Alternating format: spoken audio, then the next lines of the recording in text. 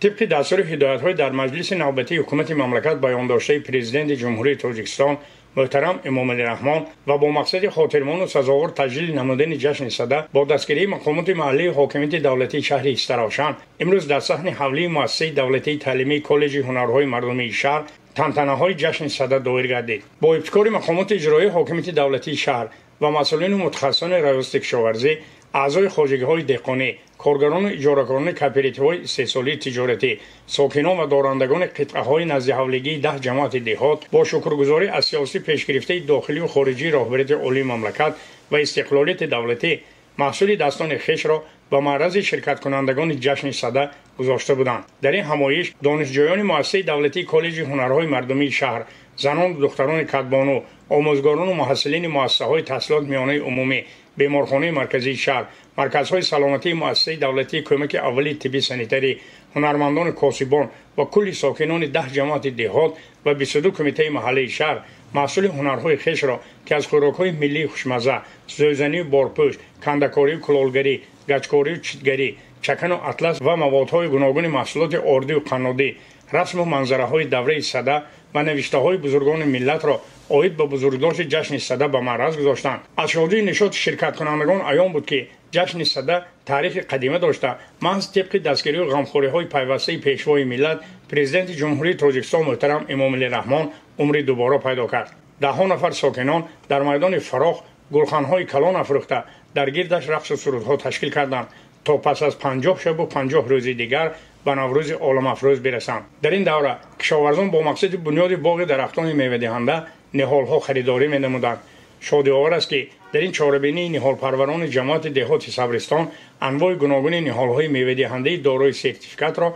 به کشاورزان پیشنهاد کردند. جشن عمومی ملی صده در دیگر مناطق شهر استراوشان جماعت دهات و کمیته‌های محله‌ها با شکرگزاری از استقلالیت دولتی و صلح و ثبات کامل ادامه یافت.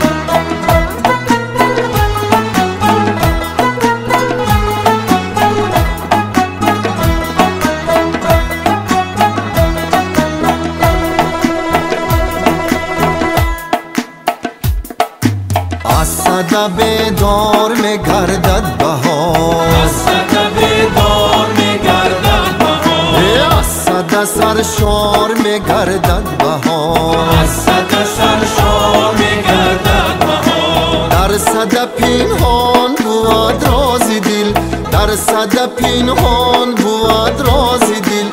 از صده گلبار می‌گردد بهار، از صده گلبار می‌گردد بهار.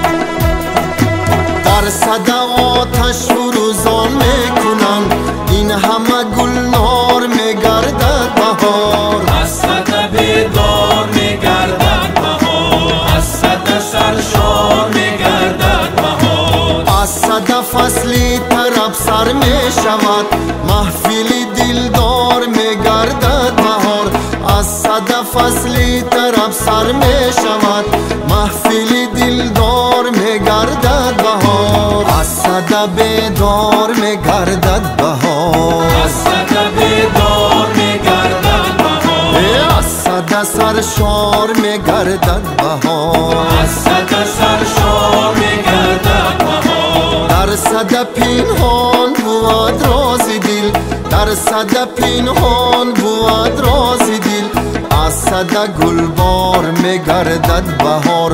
از صده گلبار میگردد بهار.